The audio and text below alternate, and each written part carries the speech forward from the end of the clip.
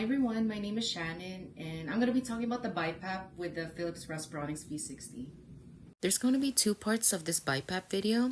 For part one, we'll go over what BiPAP is, indications, contraindications, BiPAP setup, mask fitting, and in part two, we'll go over the BiPAP settings, what to monitor, and what to consider if a patient's on BiPAP. So if you want to skip to a section of the video, I'll have timestamps in the description below.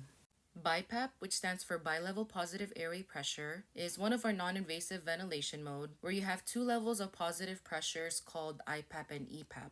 So the patient inhales to a certain pressure called IPAP, in which the therapist sets, and exhales to baseline, which is your EPAP, that will keep your lungs open. Some of the indications we use for BiPAP is hypercapnic respiratory failure, where your ABG has a pH of less than 7.3, accompanied by a PaCO2 of greater than 45, or you can have a combination of both hypercapnic and hypoxemic respiratory failure, where your PaO2 is less than 80 millimeters of mercury. Another indication is respiratory insufficiency, where like a patient presents with increased worker breathing and has accessory muscle use accompanied with a high respiratory rate. And we also have obesity hypoventilation syndrome and obstructive sleep apnea.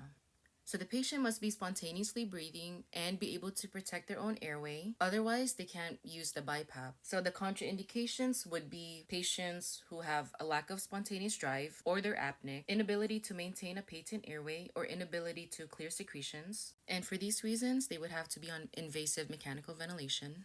Patients who are at risk of aspiration or if they feel nauseous, hypotension, and then we have epistaxis and untreated pneumothorax. So to first set up your BiPAP, you're going to need a bacterial filter and your BiPAP circuit. You first want to make sure that your BiPAP is wiped down and clean. And then your bacterial filter is just going to go right here in the inhalation port. And for your BiPAP circuit, it's going to look something like this. So on this end, you have the exhalation port, which is going to go closest to the patient, and it's going to connect to the mask. And at the other end, you got the right tubing and in this clear tubing, which is your pressure line. So this white tubing is just going to go on the bacterial filter like this. And the pressure line is just going to go right on top over here. So it should look something like this. To turn on your BiPAP, you want to make sure that the plug is connected to the red outlet. And you connect the oxygen to the wall. To turn on the BiPAP, you just press this button.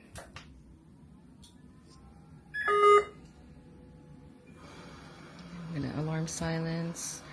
You're gonna get these messages. You see exhalation port, DEP. So you have to go to menu, mask and port, 1, and then based on your exhalation port, so like our exhalation port looks like this, and you'll see a picture on the left side, so it doesn't look like that. So we have to switch it to FEP, which looks just like the picture. Then you're going to press accept. So if your patient is on COVID or airborne precautions, you can use a HEPA filter, which looks like this, and that's just going to go straight to the exhalation port. So for BiPAP, we have two different kinds of masks. We have a under the nose A, B, and C, which is small, medium, and large. And for under the nose, that only covers your nostrils and your mouth.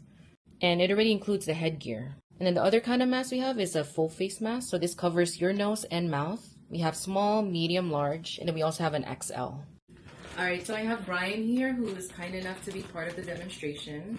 So we're going to do a mask fitting. Usually I just guess first which one fits him. So I'm going to try under the nose B. Open here and you'll get the measuring thing like this. It looks like this. On this side, you're going to use this to measure the under the nose. So your nose is going to go here. And this one will just measure the full face, which we'll do later. So this curve is going to go under the nose like this. And we'll see where the tip of the nose, we'll see where it fits. So it's like around B.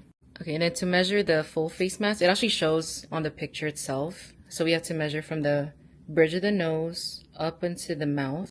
I think a medium, yeah, medium full face would fit. So as you can see, it only covers the nostrils and the mouth. So it's just gonna go like this. And then it's okay if you hold the mask.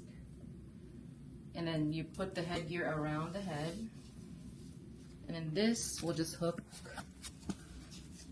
we'll just hook onto right here on both sides. And then on each side, there's gonna be Velcro, so you just pull. But it's better to do it with both hands, so that it's even on both sides. And then on the top, there's also some Velcros too.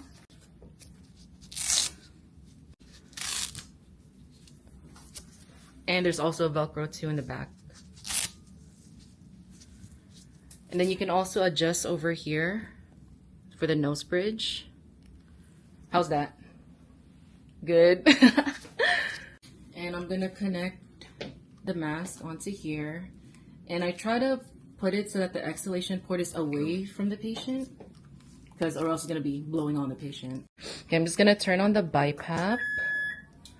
And I usually turn on the BiPAP first before putting on the mask, because you don't know what settings is on here. So you want to put your initial settings on first. So I have 10/5, rated 12, 21%. So I'm just going to put it on now.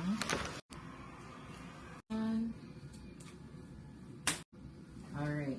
So we don't want it too tight or else it's going to cause some skin breakdown. How's that? That's good? Alright. And when you want to switch from under the nose to a full face mask, you just take off the mask like this. It just pops off. And then you take your full face mask, so this is the medium, and it just clips on. So once you hear a click, like that, that means it's secured. If your patient has some sensitive skin, or you do notice they have some like skin breakdown or redness and irritation, we have this thing called Protecta gel, which is a gel barrier. It's like a wishbone shape. So this works pretty well with the full face, because this goes in the bridge of your nose and then around the mask, or sorry, under the mask. So it just goes here. Or you can also use a Mepilex, which is like a band-aid that just goes on the bridge of your nose.